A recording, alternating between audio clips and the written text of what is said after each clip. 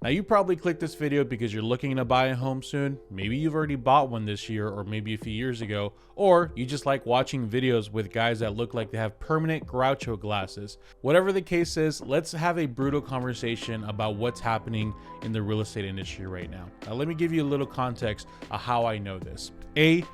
I'm always on all kinds of forums online looking at what first-time home buyers say. I primarily make videos for first-time home buyers, so it's really important for me to be in tune with what you guys are thinking. And B, I work for one of the biggest teams here in the Phoenix, Arizona area, and I field a lot of calls every day from one of the biggest websites out in, let's say, home search sites that are out in the national level. So I get to have a lot of real and raw conversations with home buyers that have no idea who I am, so I could get a good feel of what's happening. Now, without further ado, let's talk about the elephant in the room. This is a very common post that you'll see on Reddit, specifically the first-time home buyer or real estate subreddit. Am I crazy to spend 50% of my paycheck to the mortgage? Currently searching for our first houses right now, and they are insanely pricey in a good school district. We find a house we like, but the monthly payment is around $5,400. My take home is $11,000 after tax. My wife is $2,400 after tax. We have mandatory spend money each month, $2,000 and $1,600 for daycare. My DTI is around 40%. We live frugal, but it's still insanely high to me as first-time home buyer. Am I crazy? You might think this is just a one-off, or like, well, this is someone that's just really crazy that just for some reason decided to go on Reddit.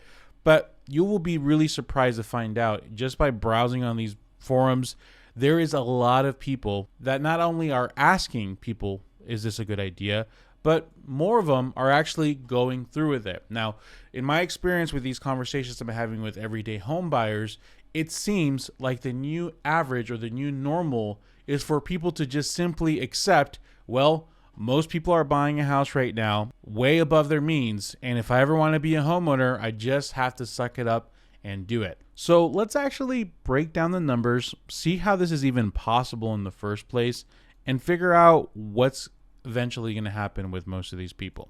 So first and foremost, let's talk about how the mortgage system works in general. So let's say, let's just think of a nice clean number. Let's say me and my wife make about, I don't know, we'll say $5,000 each a month. So on paper, we're both making about, what would that be? $60,000 salary, right? So our gross annual income individually is $60K a year, and combined family gross income is about $120,000 a year.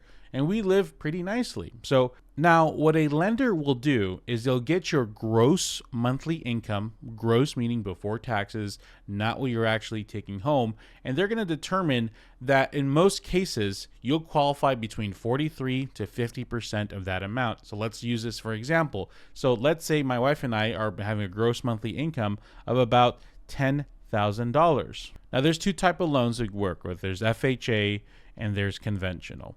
Of course, if you're ever thinking about buying, you should definitely understand what these two concepts mean. But for now, let's just know that FHA's first-time home buyer more friendly, lower credit score more friendly, lower interest rate, but has some negatives.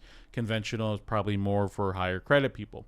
The max amount I can qualify for is at least 50% of my gross income with conventional and 43% with FHA. So if I wanted to go with conventional, my max payment that I would qualify for is $5,000, and my max qualified payment I would qualify for FHA is $4,300. Now from here, they would deduct any payments I have, like on credit cards or car payments. So let's just say I have about $1,000 of minimum monthly payments I pay. So then I would drop this down to about $4,000 for conventional and about $3,300. So in total, my wife and I would qualify for a monthly payment of about $4,000. Now on paper, it's like, hey man, that's only about 40% of what I actually bring home.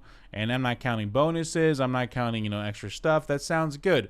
But here's the problem with this entire equation. Maybe you've already figured it out by now. This is all crap, because this is based off your gross income, not even the money that you bring home. So let's get this number here with conventional, $4,000, right? This was assuming I have about $1,000 of minimum payments. Let's say my wife and I have a car payment, $300 each, $400 each, and the rest is just payments for our like student loans and like credit cards and whatnot, right? So we qualified for $4,000, right? So let's go back and let's actually figure out what we could afford. So we go back, we delete all this, and let's actually figure out what we can afford. Now, a lender or pre-qualification will not go over what you can afford. They're only going to go with what the guidelines are, which their focus would be to qualify you for a house, not help you figure out if you can afford one. So if you don't have a financial advisor, you don't have anyone like that, I highly suggest you talk to one before you ever consider buying a home. Yes, it is expensive. It does cost a little bit of money, but it is worth the investment to have a better understanding of your finances. Now, let's get back to this. So my wife and I are actually bringing home $10,000. We're probably bringing home closer to like 75% of that. So we're probably bringing home closer to like 7,500. Let's actually use, it probably can be even less in some states with a higher, it depends on how we get our taxes taken out, right? So that's the actual number that we're bringing home. So if 1,000 of it is already taken up in payments and we apply $4,000 for a mortgage payment, that means it only leaves me with $2,500 to survive. My mortgage payment makes up 53% of my entire money. Like, how crazy is that? Well, how could I figure out what I can actually afford using my net monthly income? If I get, maybe let's even say 25 to like 35%. Maybe you can squeeze it to 40 if you like, some people are, but let's just say at most 35%. We get $7,500, multiply that by 0.35, and that's the monthly payment that I should be at, right? But if I talk to a lender, they'll probably will qualify me up to $4,000. If you never have any issues with your life, it could work out for you. And trust me, a lot of people are getting themselves into a house right now just thinking, well, I'll be fine. I will survive. There's a future promise of money coming either with job promotions or whatever the case is. Maybe I'll get my spouse to work harder or, I don't know. Maybe we'll rent out a room. But there's always like this future hope that things are going to change. I'll make more money. And I think the best way of describing it is one of the comments I found in one of these forums that gave a very honest take on how their experience has been as someone who purchased at 50%. I currently spend about 50% of take home on mortgage, and it is simply unsustainable. I entered into the situation knowing that it was a temporary arrangement due to a temporary career-enhancing dip in income.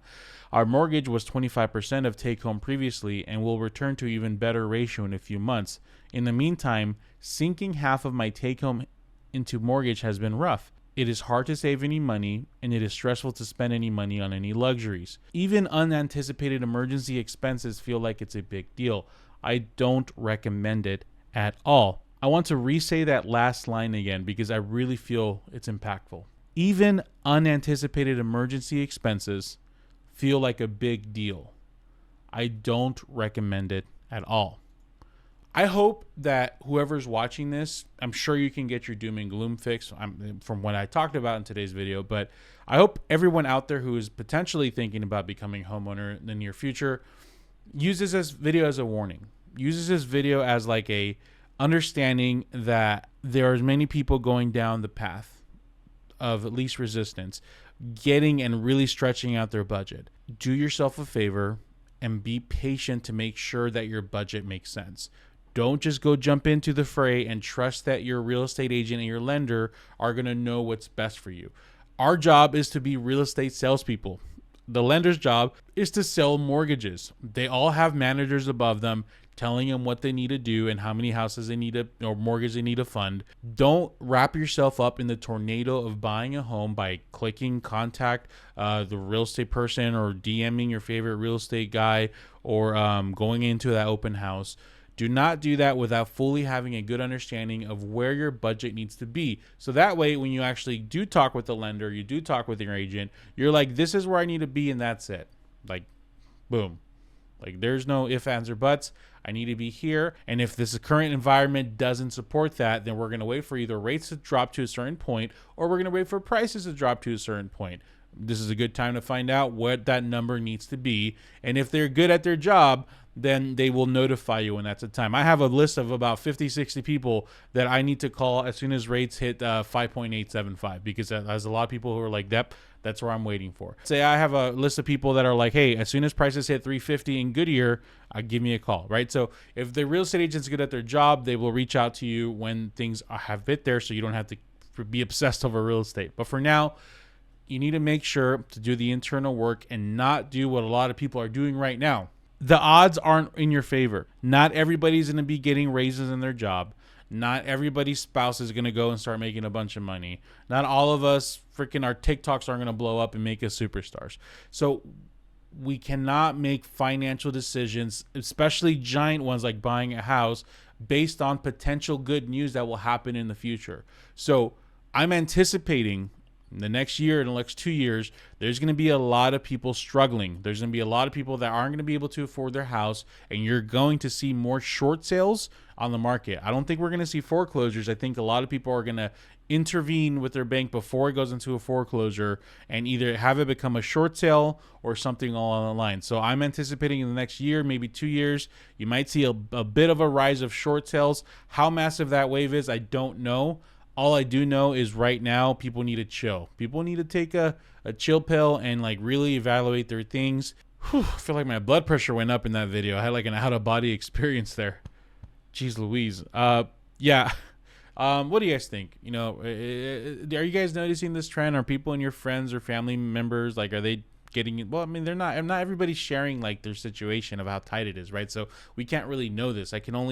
You'll have to trust insider information and look at the forums what people are saying. But where there's smoke, there's fire, right? So if you had any kind of aha moments or moments of clarity in this video, I would really appreciate if you just hit like, subscribe, and send this to somebody that feels like you need to hear this message, because, you know, it's hard out here for everybody, including your boy. Speaking of which, if you're looking to buy or sell in the Phoenix, Arizona area, after I just spent all this time shitting on agents, you can reach out to me. My website's javiervidania.com. All my information is below. You can also click on the link in the below to get my home buyer resources. Essentially, for $5, you get a bunch of my resources, videos I've made, a bunch of digital like spreadsheets and whatnot. And of course, if you're looking for a real estate agent anywhere in the country, homemoney.com/Javier. Click the buttons, and you get to this really friendly, you know, thing where you top where you want to buy, and then you fill out some information, what price range, and you get connected with an amazing agent in your area. So thank you guys for your time. Let's make some good choices this year. I mean, we're almost done. It's like almost the end of 2024. Let's make some good decisions, guys. Okay?